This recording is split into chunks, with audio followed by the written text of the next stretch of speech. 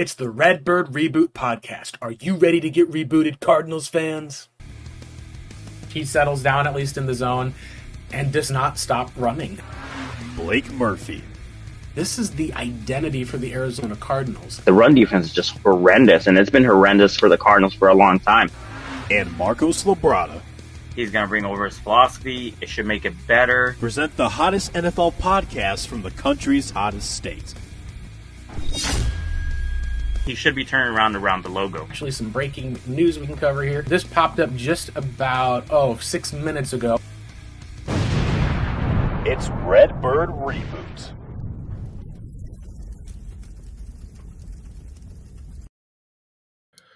Hello there, Arizona Cardinals fans. Welcome in to the Bird Reboot podcast. We got just me today on a solo pod. Super excited for you guys to be able to hear us as we talk about the Arizona Cardinals as they take on and get their second victory of the season against the Carolina Panthers. So this was honestly one of those games where when you talk about what the outcome that was desired would be and the feelings after the game, it's a very close feeling to after week one. You take on a Panthers team in which you get up 27 to, I believe it was at one point, 27-6 in the third quarter. Cardinals then give up 13 points in the fourth, where the Panthers are able to get 2 touchdowns. One, they go for 2 that they do not get. I think it was actually even some field goals, at least, were mixed in through there. Cardinals were able to get the win in the very final play of the game with Calais Campbell himself going and being the guy who was able to me for a second here while I change some of these settings here to make sure that I got that on mute. Making sure at least that the Cardinals were able to walk out of State Farm Stadium with a home win. And we're here to talk a little bit about some of the biggest takeaways as well as that. But let's get started at least here for the most part with a little bit of housekeeping. So a little bit of housekeeping for our podcast. First of all, Marcos, he had a last minute cancellation, was not able to make it today, unfortunately. We do have at least some good news, though, moving forward. Our podcast is going to be coming to you 2 times a week. We'll have a quick 30-minute or so Monday recap that'll pop up Mountain Standard Time, or when the time zone changes, Arizona time at noon, 3 p.m. Eastern time. We'll be recapping the game, and we'll do it in just a back and forth audio focus where we won't have as many visuals on the screen for you guys. We obviously have kept our audio podcast going for quite a bit of time, and we'll continue to do so. We're going to continue our Wednesday show with our film review and follow up with a weekly preview for the following game as well. For some of the games that have off weeks or other stuff coming up, we'll probably be bringing on a couple of guests for you guys as well. 2 more things when it comes to a little bit of the housekeeping. We are going to transition and kind of archive our old Bird Reboot channel on YouTube. So if you guys have not yet followed the Cardinal Rule, make sure you go ahead and do so. That is something that is a huge plus as we kind of continue to build up this new Cardinal Rule network. Super excited for that. And then the final bit, at least as far as when it comes to just a bit of housekeeping for the most part, is making sure that you guys are following all of our other shows as well. But we are going to structure our podcast a little bit differently. So if you're wondering, hey, I'm in the chat, I'm making some comments wondering why are some of these things not being discussed? Maybe they're showing up on the screen. We've wanted to make sure that we can reach out to you guys. So we're starting up a new segment called Halftime on the Bird Reboot podcast, where during halftime, we'll go over your comments, kind of shoot out all of our viewers, say hi a little bit for the most part. Thank you guys again for supporting our show and content. And at the end of our show, we are going to do a Q&A segment. This is going to be something that we're looking forward to as well. So drop your questions, at least over there in the chat. I'll make sure that we get to all of them, or as many as possible if for some reason we come up at the end. But this is going to be a great way, we think, for you guys to be able to kind of have a little bit more interaction with our show as well. So with that, let's go ahead and get started with a little bit of a game recap here. So as far as the recap goes, Cardinals come out, and it is no possible way you could say they could have a better start. Cardinals go out there in the first 3 plays of the game. They force a fumble with a sack of Bryce Young by Josh Sweat. Zaven Collins tumbles into the end zone with that, which is fantastic. You start off with the game being 7-0. Open up the next drive, and on the second series of the game, you get a sack again by, this time I believe it was was Baron Browning who got the hit. Mac Wilson, I believe, is the one who got the I believe it was the hit by it was Mac Wilson, on the blitz, and Baron Browning, was the interception. Cardinals then, at least for that one, take over at the 50-yard line. They end up with a 38-yard pass interference penalty to Marvin Harrison Jr., which is one of the things that there is some commentary on Marv we can talk about for some of this game, and then looking into our film review.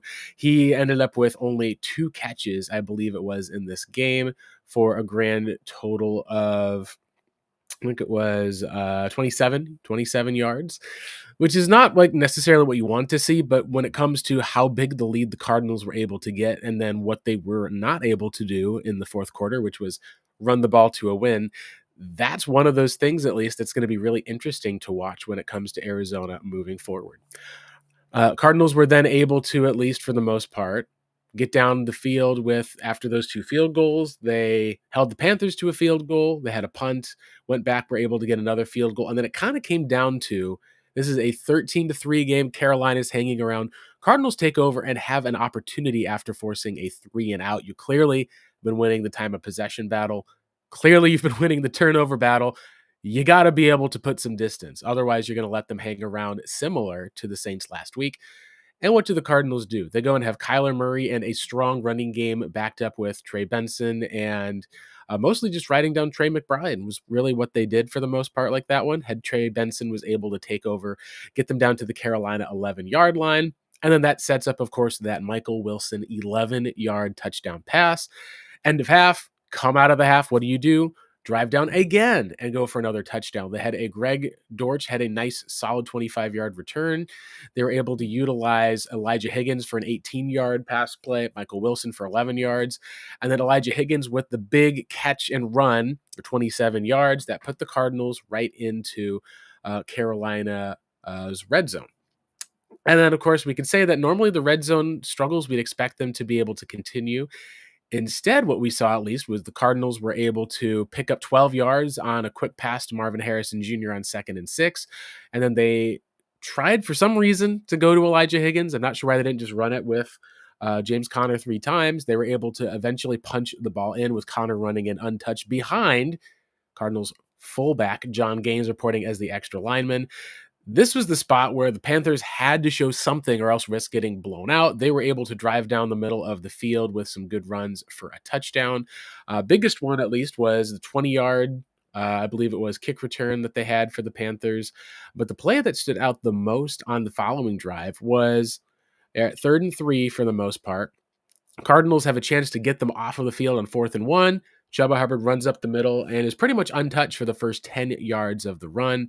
They're eventually able to get down the field, and Calais Campbell ends up getting kind of hurt on the play. I think some of it was from what we looked at on the film, or at least I should say not the film, but the tape. It seemed like Panthers are running the ball a ton. Conditioning has been a thing with older guys. Calais, I think, was just kind of gas, needed an IV, take a break, whatever you want to call it, goes into the medical tent. No word on what that was.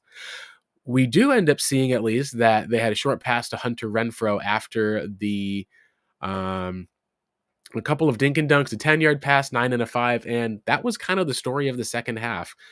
Then, of course, it leads to the fourth quarter and probably the 2 biggest plays that determined why it was a close game. And it was that the Cardinals were able to, at the Arizona 40-yard line, had a 2nd and 9. They then had Kyler Murray gives a quick pass into Greg Dortch that picks it up at least for 3rd and 12. You're able to then have a nice 30-yard run from Kyler Murray, taking off down the sideline. And what ends up happening at the end of the play, after a 15-yard pass to the Carolina 12-yard line, Kyler Murray, it's 3rd and 3.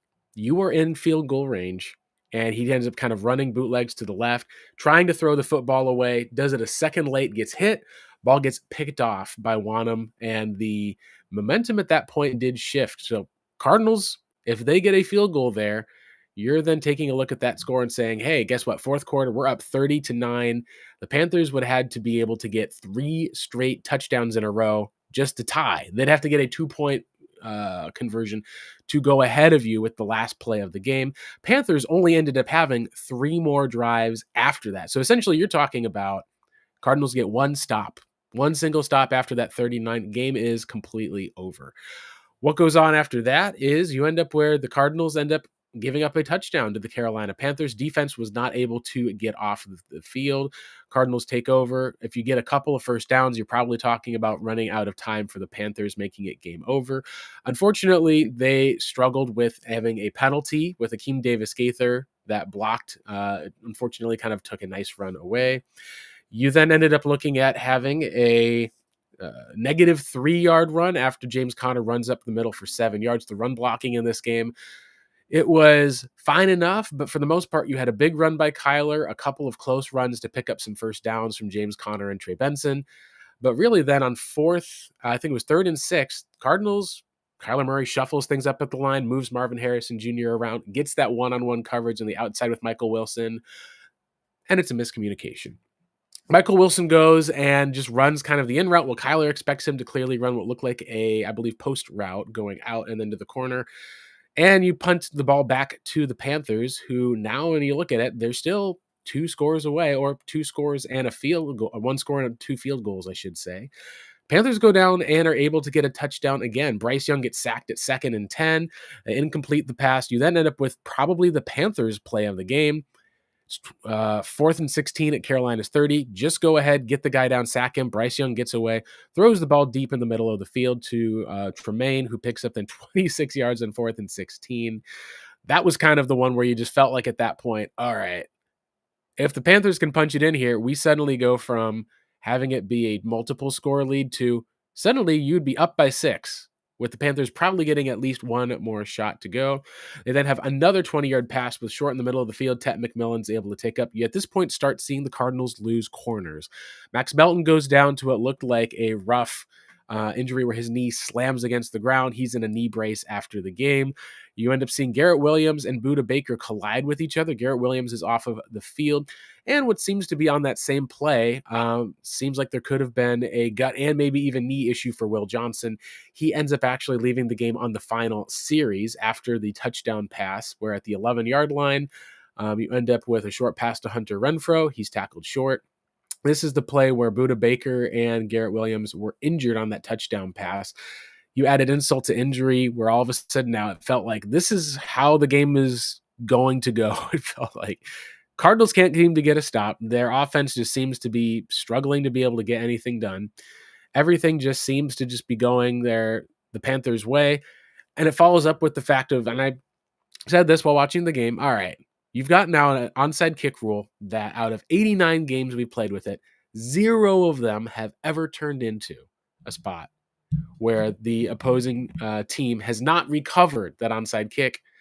Cardinals are now 1 of 1 where the ball gets kicked. It runs into a guy who's trying to adjust bounces off of his arm. Just poor special teams awareness. I think they expected that ball to be kicked to the side versus straight. Something that you'll learn, but again, you only get away with this because of that end game where Calais Campbell is able to go out. And this is something that I think we can talk a little bit about more in our film review, but a lot of this comes down to Jonathan Gannon, because when you look at the Cardinals and how they chose to play, once they got up 27 to, I believe it was 9, you kind of saw the exact same sequence defensively every single series. Rush 4, drop 7. Rush 4, drop 7. Rush 4, drop 7. Playing contain versus trying to see like these different stunts, seeing different blitzes. That was where it seemed like what the Cardinals' intention was to say, hey, we're not going to let you guys run the football on us on the first early downs for the most part. We're going to sell out to stop the run. We believe that your running attack cannot get past our defensive line, and they were right. And then on the long plays, if Bryce Young wants to complete a ball to the middle of the field on a 3rd and long, a difficult play, but not impossible, which credit Bryce for doing that, you get to a spot where all of a sudden you can go, hey, that's going to take time off the clock. We let them go down. Even if they score 1, 2 touchdowns, eventually time is going to run out on the Carolina Panthers. Now, I don't think that that is a wrong strategy, but it seems like either Jonathan Gannon and the defensive calls were a part of that, or a second one where the players just, we're winning the game, we're blowing them out, it's time to let up. That ability of just taking the foot off of the gas pedal it opened things up for the Panthers. Let's go ahead and take our break here with halftime for the most part to go over some of our comments here for the most part like that. We got Dana R commenting in here talking about the Darius Robinson rep. He plays his assignment. That was one of the cases where we're starting to talk about, we'll do more in the film study. Some of this game was Arizona going, this is a weak team. We've got the lead already. We don't have to show them anything super special to go out and win this game. For a second week in a row, it seems like it almost backfired. But Darius Robinson, from watching, a lot of times he's not trying to get to the quarterback. He's trying to keep Bryce Young in the pocket. They didn't want the Panthers to run the ball. They did not want Bryce Young to beat them with his legs or to get outside of the pocket. They wanted Bryce to stand there in the pocket and throw the ball to the middle of the field to be able to take time off of the clock and force him to make these difficult throws. Some also talking about with Darius two-gapping a lot for the most part, some wins and losses. We also have at least some comments, at least some classy, nasty talking about with at least the Keim time. I know that's one of the areas of some of the guys left over with the Steve Keim era. Something we've talked about with Steve Keim, unfortunately, is Cardinals have had to take 3 years to kind of rebuild this team from where it was left. There's some teams that have been able to make it out of that pit. The Cardinals being one of those teams. They're 2-0.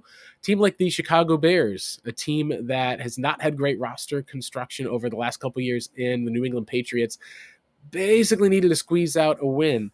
Talking about the New York Jets now falling to 0-2. Things are very difficult, at least, to see for all of that. We got a comment here from the sociology professor. Thanks for tuning in. Poor run blocking seems to be a big part of the issue. Definitely agree. It doesn't seem like James Conner has necessarily lost the step, but it does seem like Cardinals in a lot of different ways having these creative, some outside gapping, some of the different areas for the run. We didn't really see it until a later series in the game. And then we saw it in the goal line where after that throw to Marvin Harrison Jr. and some of the plays, they finally handed it off to James Conner. Did not get a very good enough push, didn't go for it on fourth down because of how the plays worked out.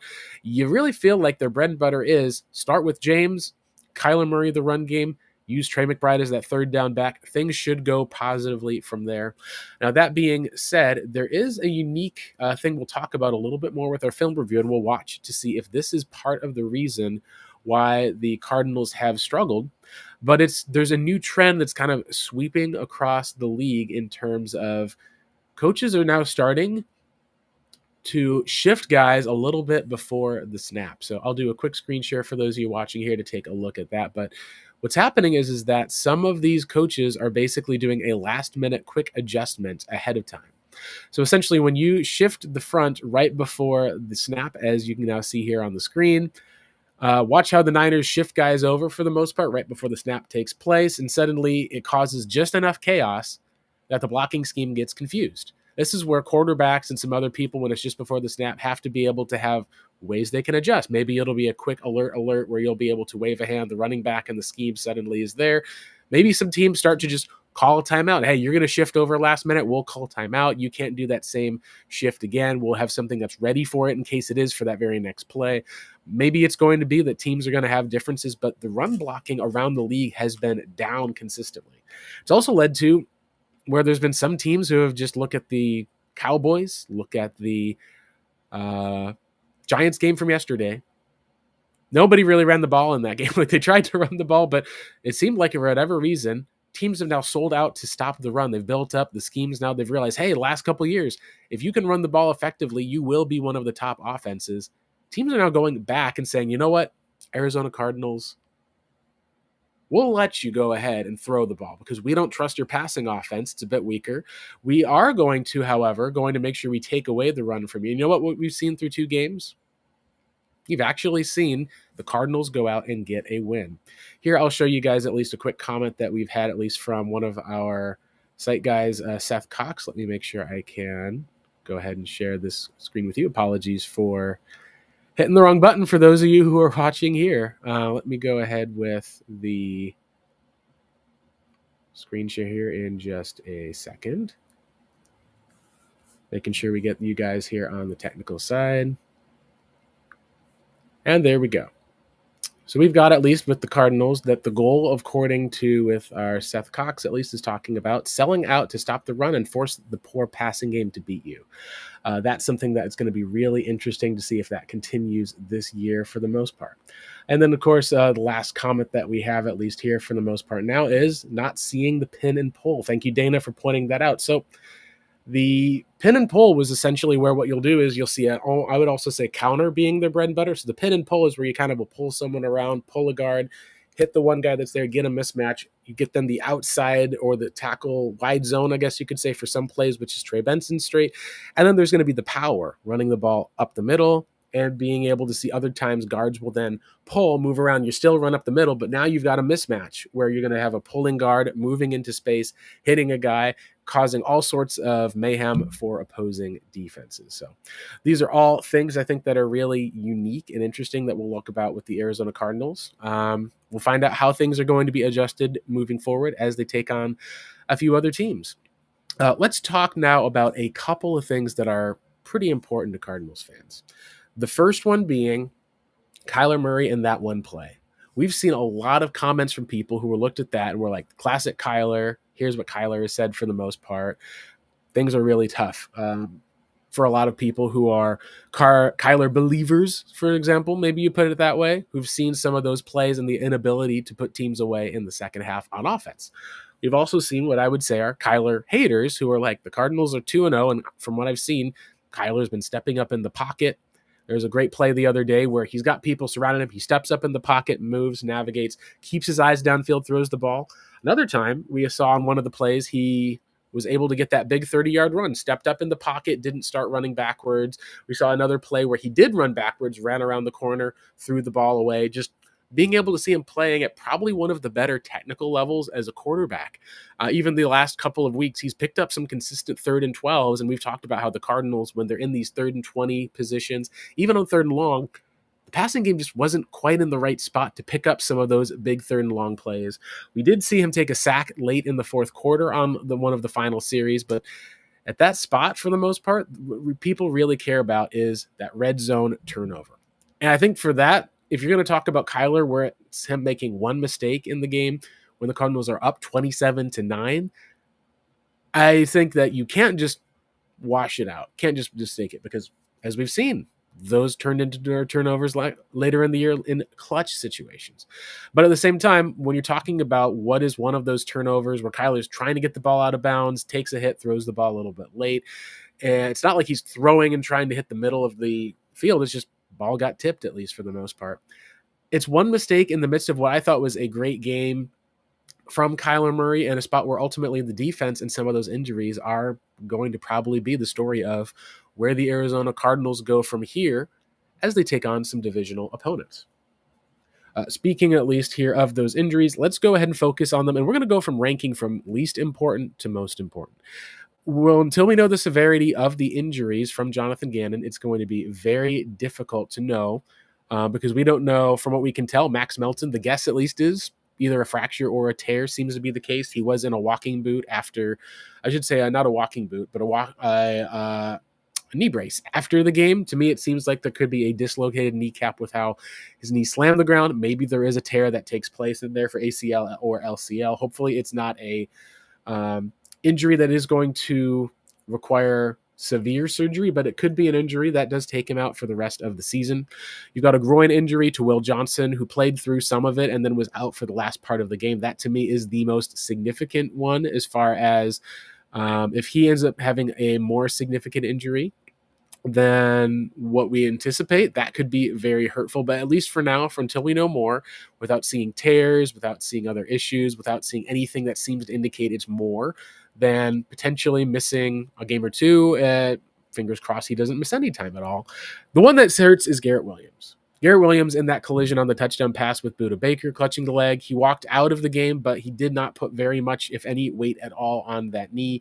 That's a possibility where maybe there is going to be some knee damage that you see. Hopefully, at least it's less than that. But again, it's one of the places of where he is one of the most important cogs. And the Cardinals now have missed up to, if Will Johnson misses time, that's going to be quite a bit of injuries that are taking place. That's 5 injuries to the cornerback spot you've seen in totality.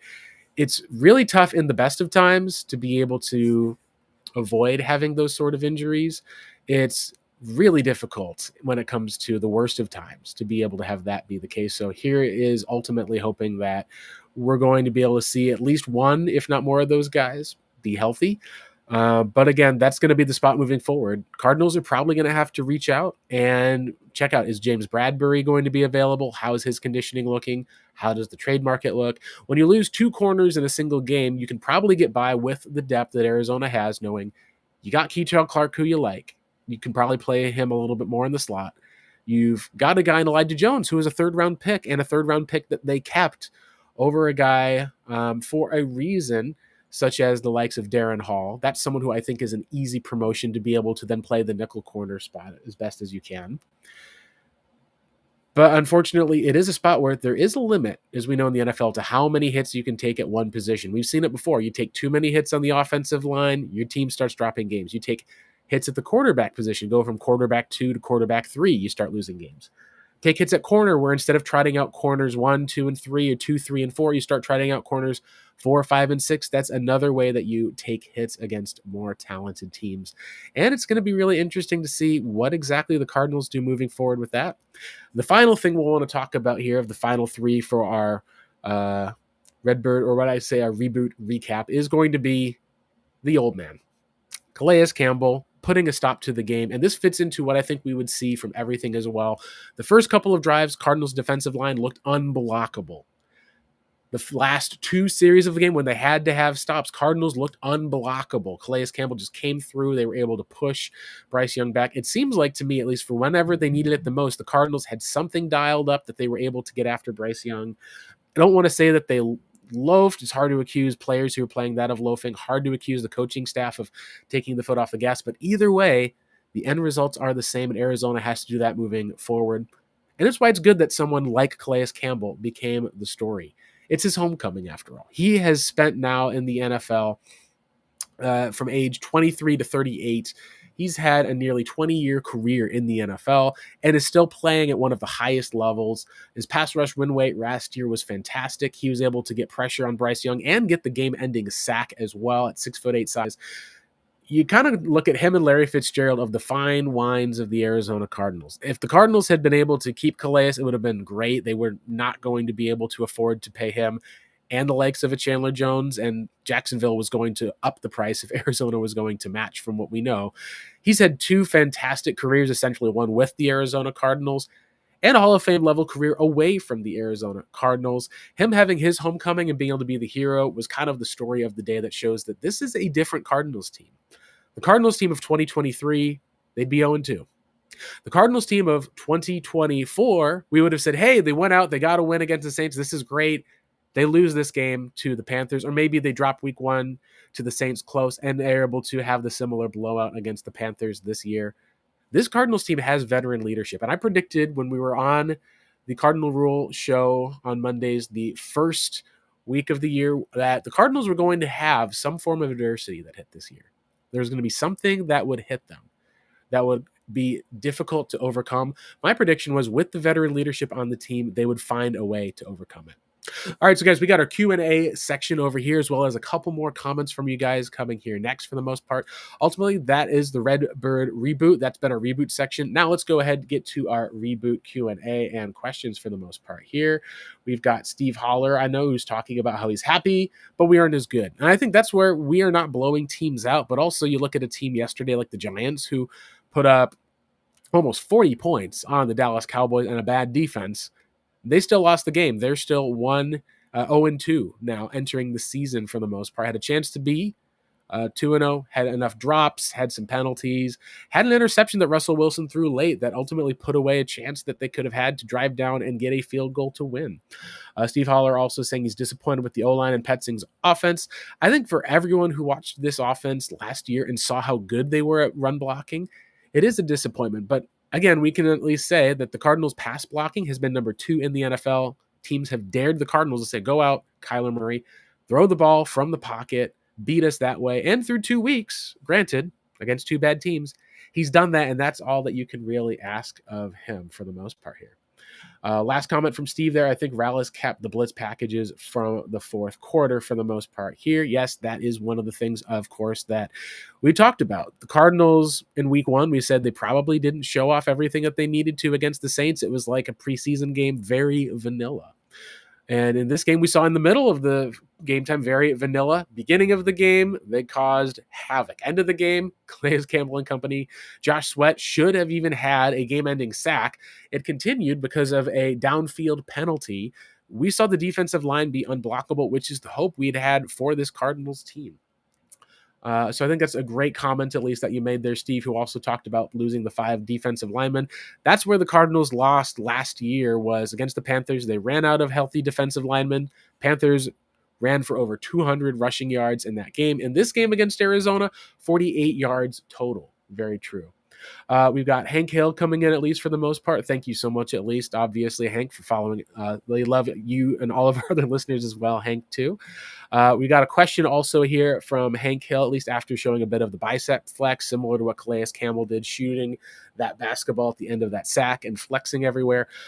Is the majority of rushing yards due to scheme versus brute force? They missed tips blocking yesterday. I would agree. I don't think that it is essentially scheme. I think teams are scheming to take the run away from the Cardinals.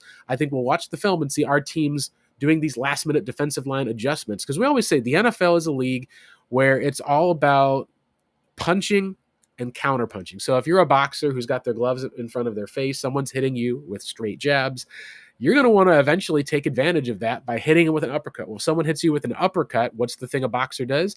Well, they take a step back, and then they straight jab right to the face, punish that person for exposing themselves. And I think the league, in seeing how good the Cardinals and other rushing attacks have been, they're finding a counterpunch, shifting the defensive line a little bit before the snap, mixing up some of the rushing schemes. That's something that I think that if the Cardinals and Drew Petzing are good, they'll find a counterpunch. This is an evaluation year for them. If they don't find that counterpunch and the rushing continues to suffer, we'll have to see. Do they look at changing out someone who's on the offensive line for a different player? Do we talk about a little bit of how the incoming potentially could change, where a Kelvin Beachum comes off of the bench potentially? Do we talk at least about how Will Hernandez is probably going to at some point be coming back? Maybe it'll be closer to Halloween than right now from what we've heard. But ultimately do think that they missed Tip Ryman's blocking as well, in terms of just being able to line up in 13 personnel. You're not getting as good of a blocker with Travis Vokalek as you are with Tip Ryman, who's one of the top run blockers at tight end in the National Football League. Jan Paul Edward de Dios is saying that the Pets have to rely on the pass game, and they have through the first couple of weeks. It's not been 300-yard passing games. The Cardinals have still run the ball, but they've been ultimately effective. They've been able to put up 23.5 points average through the first 2 games.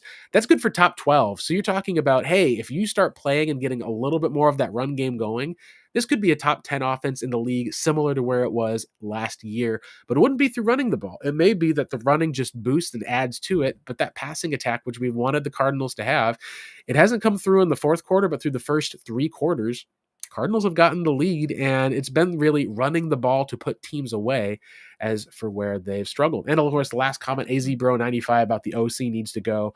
That's something that I think it's going to be worthwhile noting. Marvin Harrison Jr., we'll talk a bit more on the film review later in the week.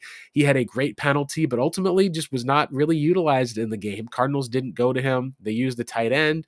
It seems like that they just are a running back and tight end centric team, unfortunately. The other receivers on the team for Arizona, this is the wide receivers stats that they had for the most part for every single receiver after the 2 top tight ends, after McBride and Higgins. And Trey Benson were the 3 leaders in that category. That's Drew Petzing's bread and butter. He's a tight end running back guy. And that's where, if you're going to need to have an improvement, you're probably going to either need to hire a veteran former offensive coordinator who's got influence that basically can run the passing game, or you're going to have to accept that it's just never going to be what we want without a different offensive coordinator, because Marvin Harrison Jr. had 27 yards on 2 catches. You then had 1 catch for each of James Conner, but the other 2 receivers, Michael Wilson and Greg Dortch, had 1 catch for 11 yards. You put that together for their top 3 receivers, and that's a total of 49 yards on 4 catches for your receivers. There's a lot more room, I think, to grow there. And the question, of course, is, Trey McBride's going to get his. In this game, they decided we're going to give Elijah Higgins his. And in the future moving forward, we'll see. Is this going to be a down week where teams are scheming to say, hey, we're taking away the run, we're going to take away Marv, we're taking away Trey? Guess what? Elijah Higgins goes out there, gets the job done. Or we're going to be talking about this as after a solid week one, Marvin Harrison Jr., he's still, we said, through 100 games, he's averaging 50 yards a game or so. He's going to have a big game or two somewhere in there, but that's that 1,000-yard average. That's going to be what we're looking for. And in order to get 1,000 yards a game, Marvin is going to have to average at least 58 yards per game. Right now, he's a little below that after 2 games. We'll see at least how that changes with the next week. It's going to be there for the most part. Thank you, Hank Hill, for the response there. You are awesome. Hank Hill, no, you are awesome. This is the classic I love you random citizen move. And we've got Drew Terrell is the one that Dana is talking about as the passing game influencer. I do know he has quite a bit of influence. He was someone who was mentioned in the Bootleg Football podcast as someone that the staff is using him as evaluation material, meaning he may not be here next year if the passing game doesn't take a step forward. He's also the wide receivers coach. That's something else that needs to take a step forward. It would not shock me whatsoever if we get through the end of the season and depending on playoffs, no playoffs, all of that's going to play a factor, but it wouldn't shock me for the most part if this ends up being Drew Terrell's last year because we still have not seen the receivers take a step forward. Granted, if the Cardinals go out, bring in a second veteran receiver via trade, if the team is like, hey, we got a shot, we can go for it this year, that would be then a spot where then you get the ability to evaluate if the true wide receiver 1 and maybe even a true wide receiver 2. That seems like it would be my personal hope that you could then evaluate Drew Terrell based on having a veteran receiver to go along Marvin Harrison Jr. That's more than just the little bits that we've seen from Zay Jones. Guys, thank you for your questions. Thanks for your comments. That's it for our Q&A. This has been the Redbird Reboot. You guys have just been rebooted, and that means now it's time for us to log off. It means it's time for us to shut down. Till Wednesday. We'll see you guys again soon. Thanks again for tuning in.